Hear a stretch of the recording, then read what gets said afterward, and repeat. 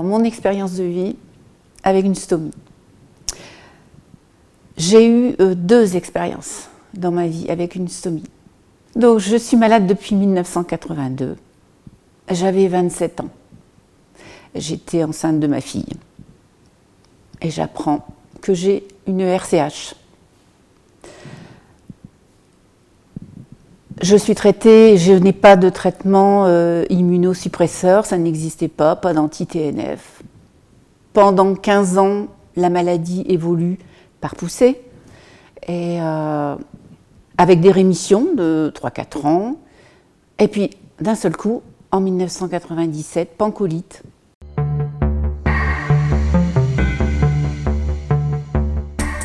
Donc, opération en urgence absolue. Et on m'a tout enlevé, rectum, côlon, et on a dû me mettre une poche. Ça a été terrible. Je ne savais pas ce qui m'arrivait, je ne savais pas ce que c'était, cette maladie. Et je n'ai pas été préparée du tout.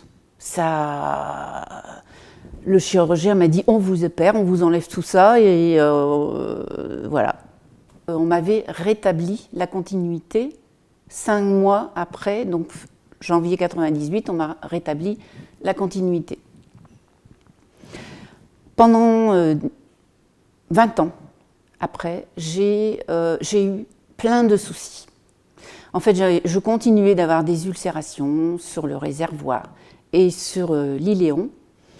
Conclusion, j'avais encore tous les symptômes de la RCH. Les fausses envies, les urgences aux toilettes,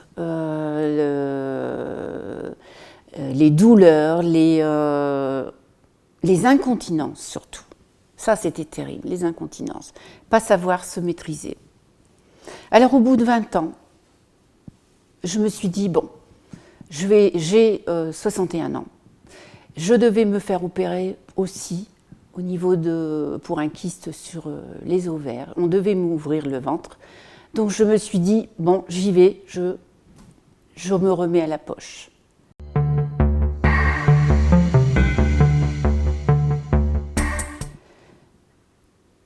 Et ça a été fait donc en mai 2016.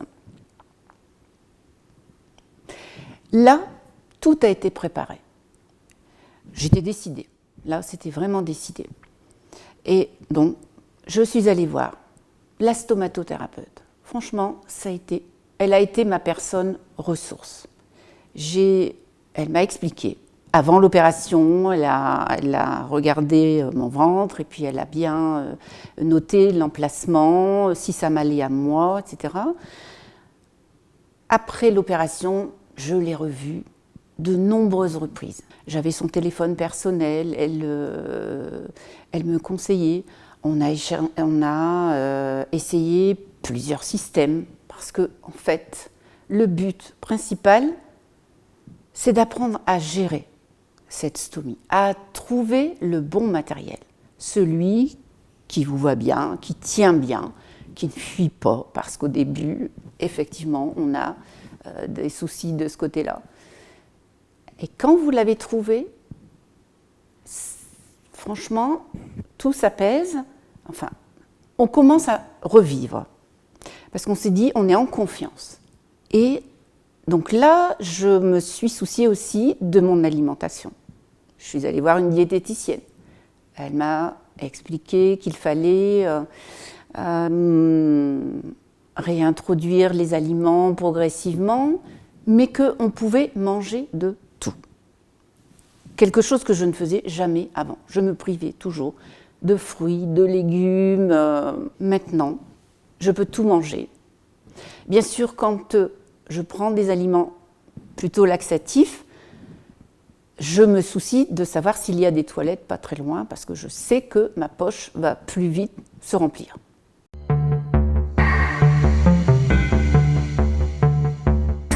J'ai une vie normale. Je reviens sur la stomatothérapeute pour dire que je continue d'aller la voir, de prendre conseil auprès d'elle, et je lui ai parlé de ma vie sexuelle. Parce que je suis seule et j'ai toujours envie de ressentir quelque chose pour quelqu'un, envie de partager avec quelqu'un. Ma stomatothérapeute m'a aussi conseillé dans ce domaine-là. Elle m'a montré des protections à mettre au-dessus de la stomie, en dentelle, tout pour se sentir bien et envisager cette relation avec quelqu'un d'autre. Être en confiance, moi, et le mettre en confiance, lui. Elle a été tout ça pour moi. Franchement, je trouve qu'elle devrait être... Ça devrait toujours se passer comme ça. Quand il y a cette opération, et vraiment pour moi, c'est quelqu'un qu'il faut aller voir en premier. Que les chirurgiens, les gastros devraient tout de suite conseiller d'aller voir. Parce que c'est vrai que la stomie vous transforme votre corps. Il y a l'image corporelle qui est quand même différente. On est un peu... on se sent un peu mal. On a du mal à se regarder. Mais voilà, ça vient tout doucement. C'est possible. Moi, je dis c'est possible. Et je me suis aperçue que je pouvais aussi, de ce côté-là, tout à fait être à l'aise, avoir des ressentis, avoir une libido. C'est tout à fait possible. C'est, voilà. Aussi, au niveau des activités physiques, je peux aller nager. Elle ne va pas se décoller, il n'y a pas de problème. Tout, le matériel est fait pour ça.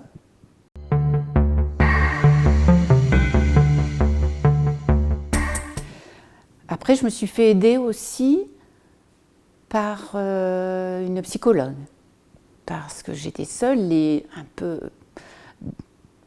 désorientée, et donc elle m'a aussi aidée dans ce domaine-là. Il ne faut pas hésiter à aller chercher une personne ressource, des personnes ressources, c'est toujours.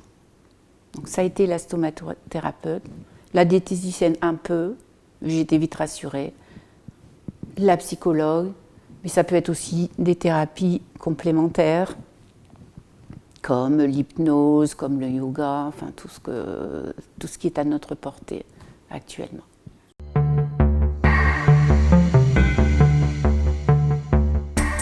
J'ai oublié aussi quelque chose de très important. C'est l'association, l'AFA, l'association François Aupetit. Quand je me suis fait opérer en 97, je ne connaissais pas. Quand je me suis fait opérer en 2016, je connaissais, j'étais même bénévole à l'AFA. J'ai rencontré des personnes formidables, des personnes stomisées aussi, comme moi. J'ai rencontré une jeune fille, une jeune femme, 38 ans. Elle a été opérée à l'âge de 16 ans. Elle est épanouie avec sa stomie. Elle avait son mari, son conjoint, qui l'a totalement acceptée. Elle va bien. Et ça m'a fait un bien fou, cette association. Elle m'a aidée énormément et je continue d'être bénévole, bien entendu, au sein de l'AFA. Bravo à l'AFA.